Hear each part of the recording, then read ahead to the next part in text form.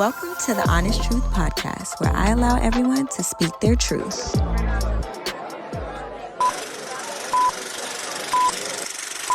What's poppin', you guys? It's your girl, Kelly Sweet, back with the Honest Truth Podcast. And today I have Kaija Serene. I be saying that wrong. Kaija Serene. Kaija Serene. It's hard to say together, but it yes. is. Here to co-host another episode with me. Let's give it up. So, yeah, we are running on Well, I am. I feel like I am too. Okay, because y'all know I'm a mother now. So, sleep isn't really a part of the category of life anymore. I've been up since 5 a.m. I mean, I've been here for 3 days? All the days are running together. But I've been seeing you, in full motherhood, and, you've been helping me out too, learn. Mm-hmm. And I see. What does it look like?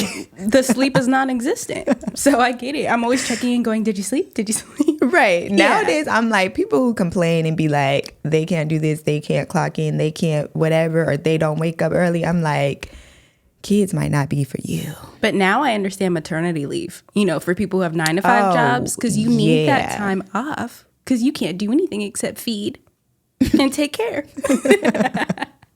That's why people be like, how are you doing a whole podcast right now? Don't know, but we're here. Super mom. So we need to start out with the icebreaker. Today's topic is going to be super cool. We're going to be talking about reinventing. Ooh. If we get into that subject, I feel like it runs really deep for me. Okay. Yep.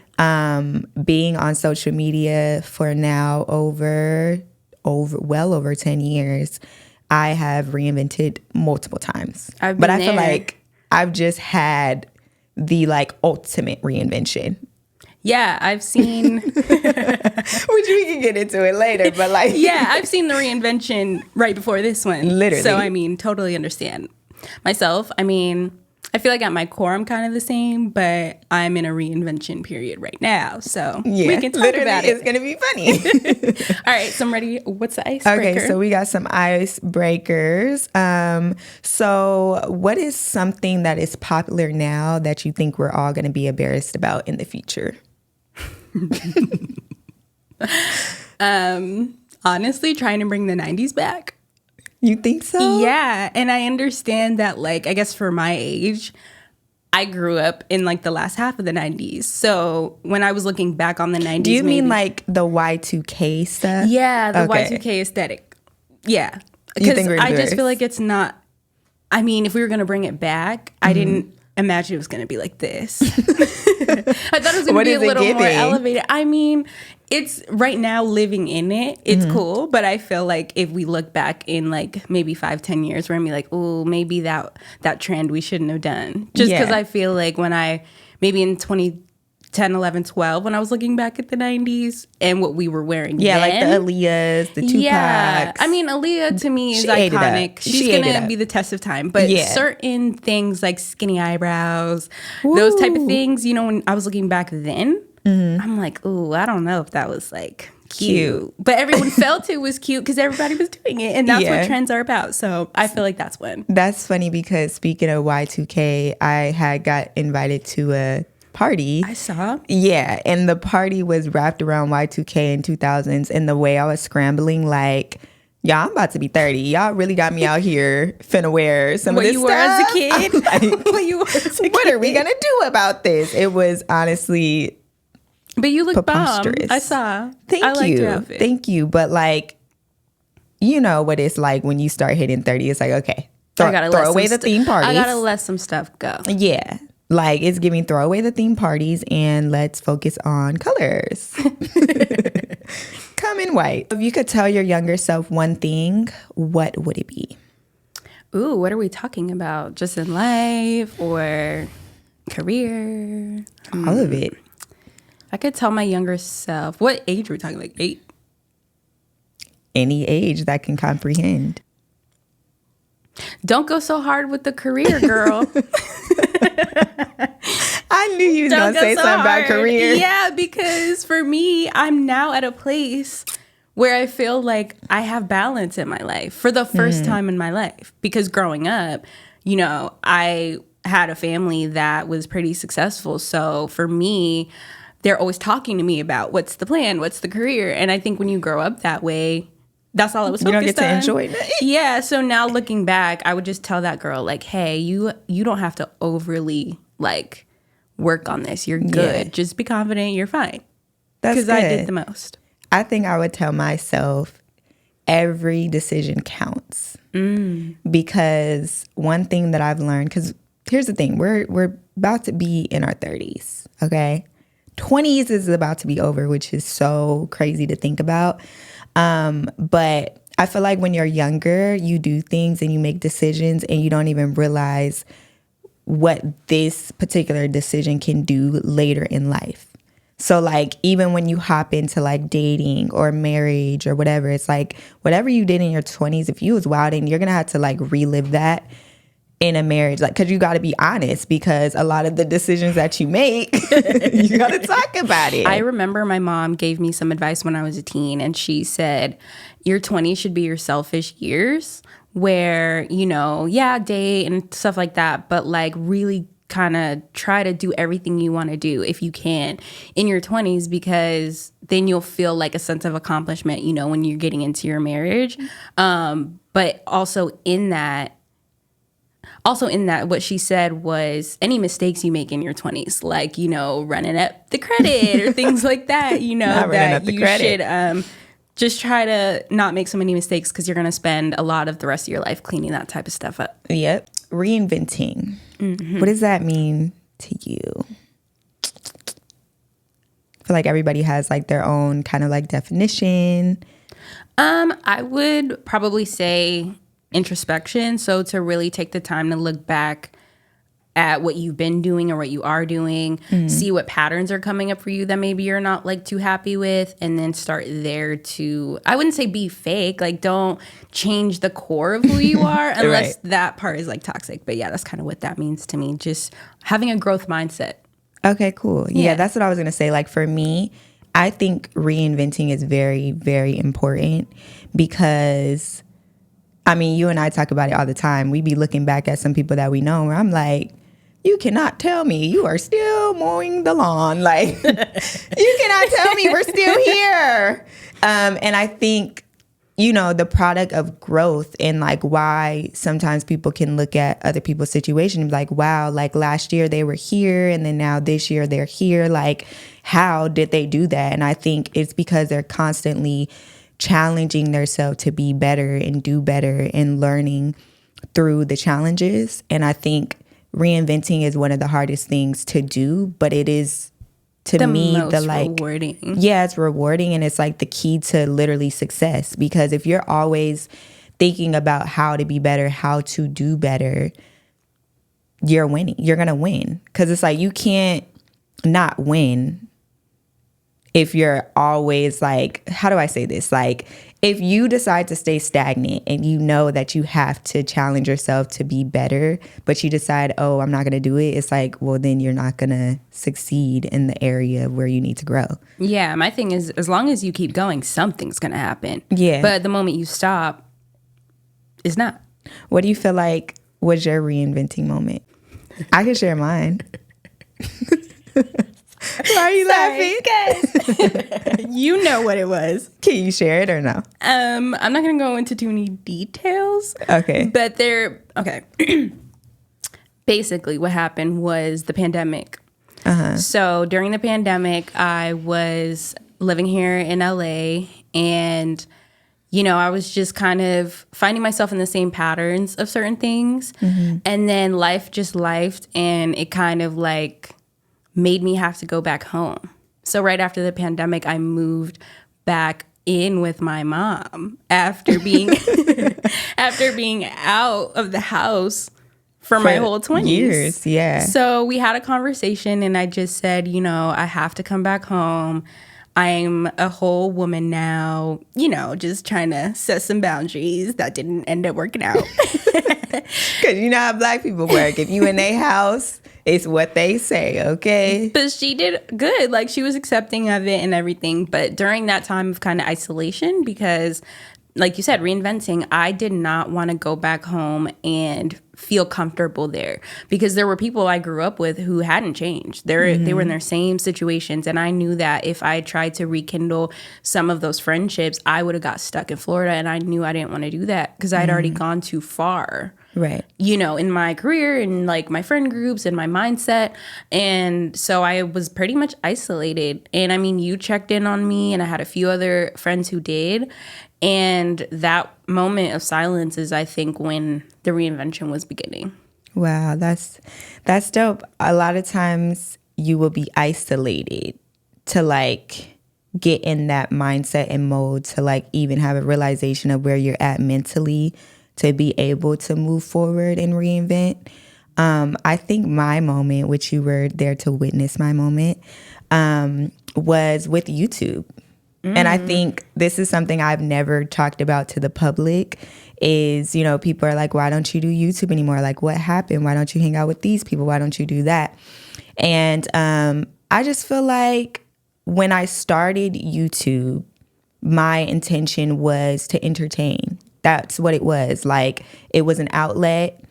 And the more and more I got around different people and started collabing with people, like, I just felt like they didn't use it as the tool that I used it for. And I kind of got caught up into just the way that they were using it. And, you know, that led to me getting around certain people that they're not bad people. It's just whatever direction I knew God had me going, it just wasn't matching with them.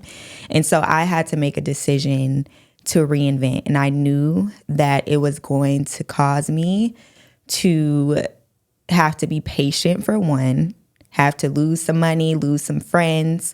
Because I knew, like, me and Kaija used to have conversations all the time. You knew I wanted to be married. I wanted to have kids. We both did. Yeah, like, these are things that we wanted. And a lot of the things that I was doing in my life at that time, it just didn't match. And then on top of that, with the career, you know, I already knew what my calling was, and that's to have a voice and to be a vessel to younger women. And just what I was doing, I feel like it wasn't necessarily fully pushing women in the right direction.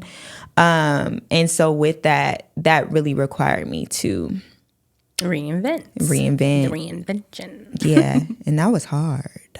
It was, because I do remember we both were, you know, around each other a lot during that time. And I remember we made like a vision board, kind of, or like, I was like, you know, this is how I see you, and not to kind of like change you in a way, you know, but more so as you were telling me your goals and the things you wanted to accomplish, for some reason, like in my head, I'm like, oh, okay, if this was an elevated version of Kelly, what do I see? You know, because I had known you so deeply. And I think those conversations were really helpful. Yeah. And it's like, those are very vulnerable moments where you got to kind of look at your mess. and not from a place of like beating yourself up, because that can be really easy to do, to go back and have regret. And for me, like, I just think regret leads to a lot of like ways that can also make you stagnant. So I think if you can look at your past in love and go, hey, I had the best information at that time and I was doing the best I could, but now I have different information and I can start acting from that place. Right. And I think the remedy is literally moving with the intent to do better, rather than looking back going, oh, I shouldn't have did this, I shouldn't have did that. Because I think the beautiful thing of life is to make mistakes, is to, you know, try different things, hang out with the people, do the things, do the job, until you know, become centered and you're able to figure out what it is that you should be pursuing. And even now that, you know, my story, my brand, everything is different, I'm still the same person walking with all of my experiences, you know, and I think your experiences make you who you are. Yeah, and I think I knew that from a pretty young age, because I remember hanging out with my grandma a lot, and she used to braid my hair. And so when she would braid my hair, she would tell me a lot of her stories. And I think I knew from then, like, your story is the purpose of life, you know? Right. And so make it a good one, right? A good story, because you only get to do this one time. What does changing your circle mean to you? Do you feel like that ties into reinvention? Everything. if you need to, I think some people are lucky to, like us, I always tell you, I feel so lucky that I have a best friend where we kind of elevate together. And part of that, at least recently, for the past maybe 3-4 years of our friendship, we've helped each other out. So then we're making sure, like, hey girl, I'm doing this, or I'm seeing you do something. I'm going, I want to be doing something similar to that. That's still true to me. Yeah. But then I'm going, how did you do that? And then you are telling me. And if I don't do it and you keep growing and growing, it's almost like a race, and in a marathon race, everybody starts at the same line. And then as you start running, if you didn't train correctly or you didn't do whatever, you look to your left and your right and who's still there next to you. And I think we do a really good job of pulling each other. Like, if you're tired, here's the water, here's this, Yeah. So if you need to change your circle of friends, I think, again, the people who you're closest to are the sum of who you are. So if you're looking around and people are staying stagnant and you're wondering why you're stagnant, you might need to try to find other avenues to meeting people that are maybe already doing what it is that you want to do. And just branch out and try to make new friends. There's people for different things. There's people for different places. And it's just about having control over your life, because I used to be like a people pleaser. Like, I didn't want nobody to be mad at me. So it's like, oh, I'm going to brunch with Kaija, but I know my other friend's going to be mad, so let me tell her to come too. It's like, no, take control over your life. Like, if I want to just go out with Kaija, that's just what I'm going to do. You know what I mean? And all of that matters. Energy matters, energy transfers. And if you're around lazy people, you probably going to start acting lazy. And also, I think it is hard, though, to identify, because I don't want to say that, like, hard. I don't want to say that people just choose to wake up one day and say, I'm not going to be successful. Who does that? No one. But if you notice or are wondering, but I mean, it's hard to identify, because if I'm the one trying to push forward and I'm wondering why hasn't my situation changed, it is hard to look at your friends and be honest and say, oh, maybe that person their energy is dragging me down, or maybe it's distracting me, because your friends, you love them. So you might not see up front really what that person's doing, and that you're also stuck there too, And so I think if you're finding that maybe you're getting anxious or you're sad that your situation hasn't changed, and then you're maybe, like, every single time that you try to do something, if that friend is telling you something or distracting you, then maybe that's like the first sign. Right. Yeah. And you know what else is crazy? Since we were talking about, our 20s and stuff earlier, I was thinking about how parents, as much as we be rebelling against the parents and be like, oh, here she go, or here they go. Or it doesn't even have to be your direct mother or father. Like, it could be someone who raised you. It's like people who have raised you and been around you that have the best intentions for you.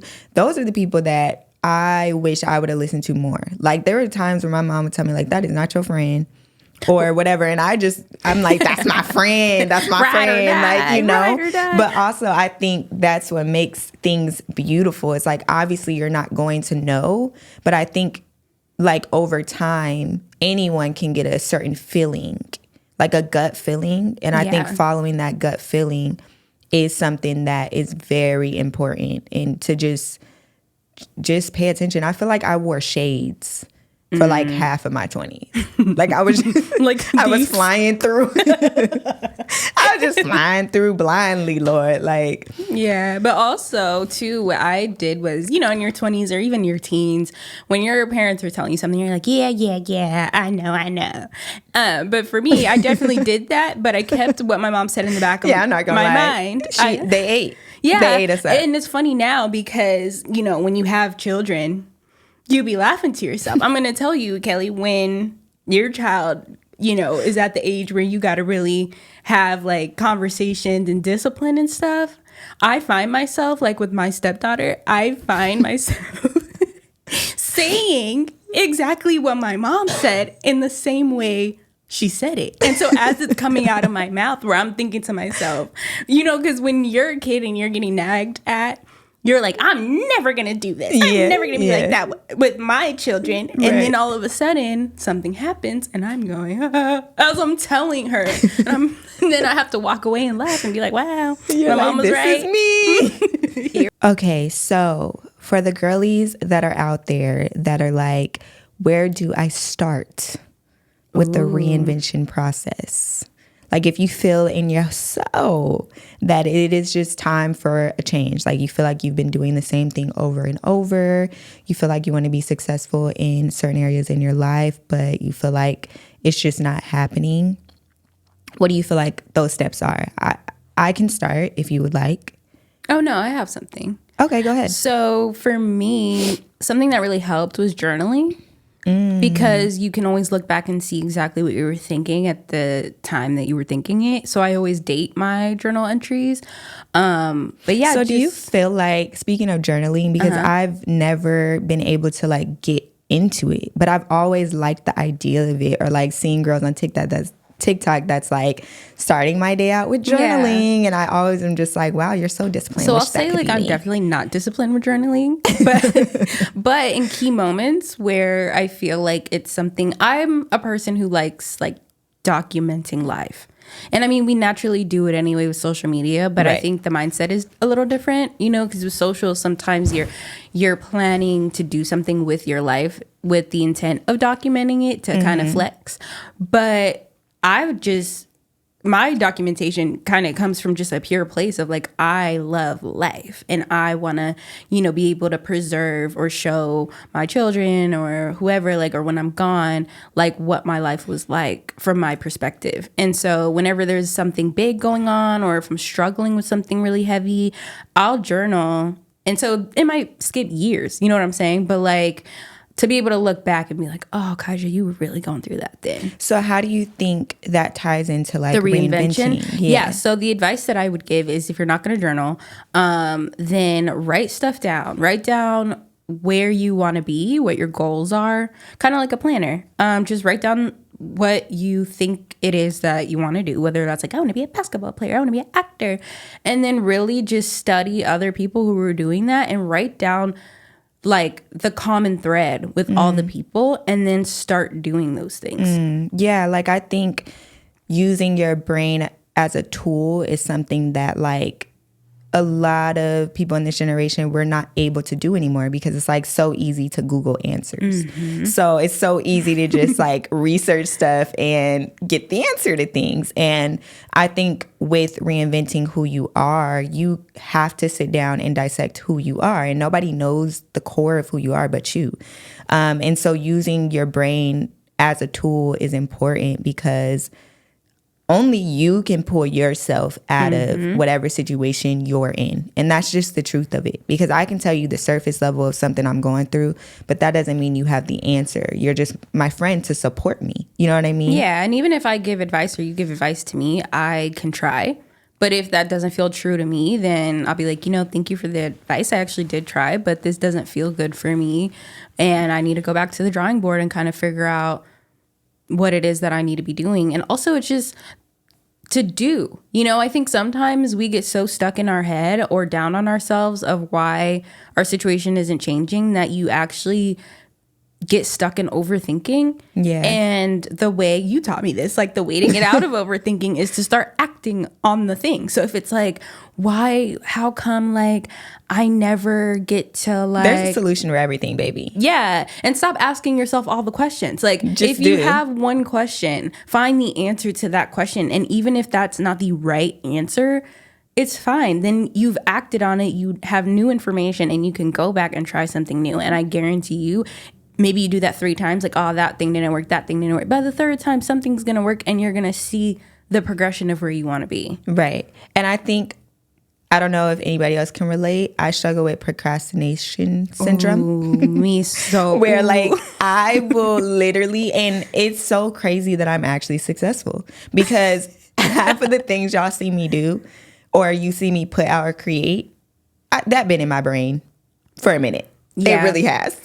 And I mean, that's like the perfect holdback to anything in life. Because if you're just sitting there saying, I want to do this, I'm going to do this, how can I do this? And then you're thinking about all the like negative things about why it's so hard to get it done or get up out of your situation.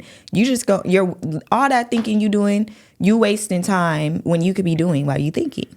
Also, the energy that you're putting into it by thinking and having like fears around the stuff, it's going to happen. The exact thing. You're doing the most. Yeah, the exact thing that you're afraid of because you're putting so much energy towards thinking about how it could go wrong. It's now going to go wrong. But you know what? For me, with my faith journey, that's where trusting God really had to come. Because it's like we can think and plan and do all these different things. But if you don't have trust and you don't believe in yourself, it's like you really have to believe that you can be brand new. You can be made new. You can do whatever it is that your heart desires. If you don't have no true belief and you're consistently doubting yourself, that's just the life that you're going to live. Exactly. And that's where like trust really, really comes into play, which we working on it. We working on it, but yeah. And so like as you go through those tough times, you just get better at handling tough times. And I think that's also what makes success is not that Beyonce or any of these people's lives are any easier than the average person's life. They've just gotten better at problem solving and handling problems, because the more and more your star like rises, you have a lot of problems. People get, lawsuits and stuff for no reason. But even not even being a star, just regular life. Like, true. As you elevate, you're going to deal with more problems. So we know life can be really hard. Unexpected events happen. Sometimes you're just burnt out, tired. You might have kids. How would you say you maintain the drive towards whatever it is that you're seeking to pursue? How are you balancing that? What keeps you going at it? So I have a few different strategies for that. I would say the biggest thing is boundaries. So obviously some things in life you can't put a boundary on. If someone needs you because they're sick or in the hospital and it's a family member, you can't just be like, hey, I'm not showing up, right? Because my goals are more important. No, because family and time, your time is the most valuable thing, So in those situations, I practice a lot of self-care. So I'll rally through the emergency, and I'll try to like keep a brave face for whoever it is that needs the help. Or, if it's like my stepdaughter's sick, those are hard moments because it's like, I don't want to see her like that, but I have to be there for her and I have to be calm. I have to be patient, and even though in the back of my mind, and it sounds bad, but like in the back of your mind, if you are an ambitious person, you kind of get frustrated with those things. Like, oh man, why did this have to happen? It threw me off. But what I do is I rally through and then I put a boundary. I go, hey, this thing was really hard for me. And I communicate that to the people around me.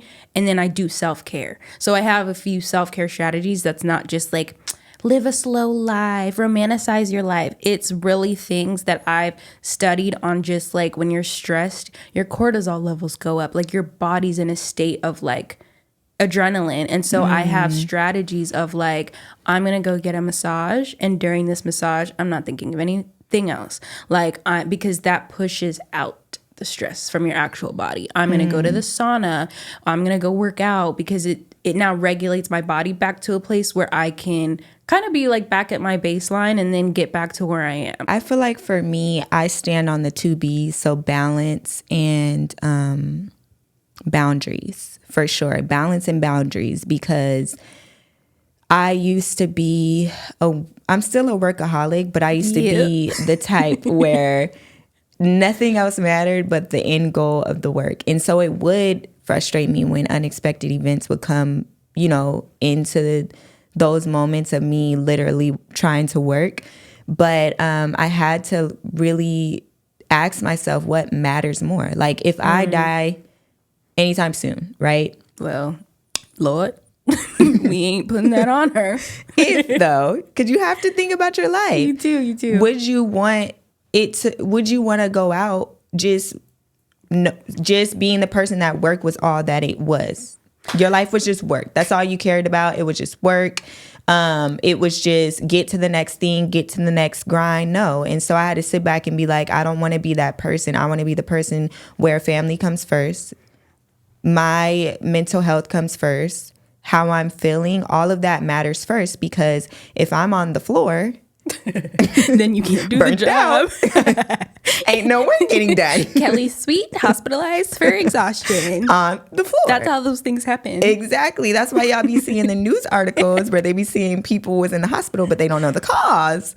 We know the cause. Exhaustion. You overworked. You were burnt. You need an IV in the arm now. Yes. Because you forgot to drink water. Right. And so I think that's where trust comes into play again with my faith. Like, I'm always like, okay, everything happens for a reason. You gotta, every day is a conversation with yourself. Like, everything that I'm doing, I'm pretty much talking to myself in my head. You know what I mean? Too. You got to talk to yourself, check in with yourself, see how you're doing. You got to clap for yourself. Yeah, you got to do all of that. Like, if you're not gassing yourself up, who is? Okay, so within those moments of, you know, triumphs and tribulations, I'm over here in my head, like, encouraging myself. Like, okay, not going to be able to get this done right now, but because I trust and believe that, you know, faith without works is dead, I'm still going to get to the end of the, you know, goal of whatever goal I'm trying to meet, but it just might not be at the timing that I want it, but I know it's going to happen. And that's what keeps me going. There were times where, you know, with the reinvention, I literally, you know, at my mom's house and stuff, like, I didn't have a plan. And I told her because she was used to the plan. And so as soon as I moved in there, I said, girl, listen, when I come home, I need a little bit because, woof, child, what I went through was a lot. Okay? So breaks. Yeah. Balance and boundaries. And I said, I have no plan. And also it's because I was completely lost. So I was using that time to pray. And that's okay too. If you're watching this and you're like, honestly, I have no goals. Wow, everyone seems so driven. We love that for you. But me, I have no idea what I'm doing. I feel you, girl. Yeah. I feel you. And you know what that takes? Just expanding your mind more. Like, I recently got back into reading again because I dropped reading for a little bit. She's on her reading rainbow. Yep, sure am. You know, I dropped the books because I was so in this device here.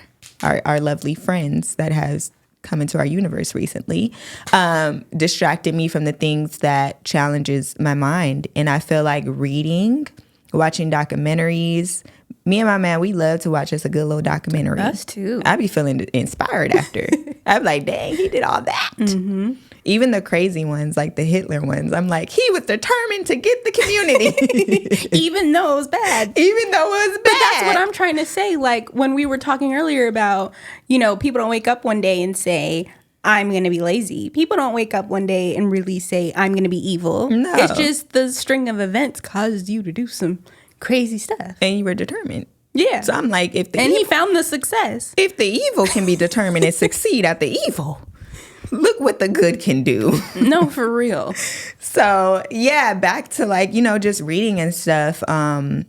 It's okay to be in a place of, like, not having everything figured out. And I feel like with social media, we do kind of get the pressure of, like, seeing other people because we don't see the in-between, which we talked about earlier. So it makes you feel sometimes like, wow, I'm not doing enough, or I'm not enough, or I don't know what to do, or I need to do better, because you see other people's successes, you know. You got to slow down. Right. And then you got to remind yourself that in real life, everything is slow pace. Yeah, you so ain't just patient. waking up. Dang, you ain't just waking up and you Beyonce tomorrow. Like, but that's why people give up. That's it. Why I feel like now people give up a little too easy, because they're expecting, like my stepdaughter, she's expecting that when I try this the first time, it's going to work, because that's what they're seeing, you know? And so just slowing down and giving yourself the grace. Like, if you really want to do something, if you really want to do makeup, don't sit there and go, I can't ever wear a wing liner because every time I do it, it's uneven. You know how many times I had to do, people compliment me on, like, the wing that I do or my brows, you know, but, like, it took me from 14, you know, out here looking wild, wrong foundation color, you know, to finally get it together. Literally. If you guys have any questions about, you know, the reinvention, we will be in the comments answering questions. Yeah, leave those comments below. All right, how you feeling? You good? Yeah. All right, y'all. Thank you so much for tuning in to another episode of The Honest Truth. Don't forget to subscribe and let us know in the comments what you guys would like to listen to next. We love y'all. Bye. And we're out. Amen. Over and out. That looks good.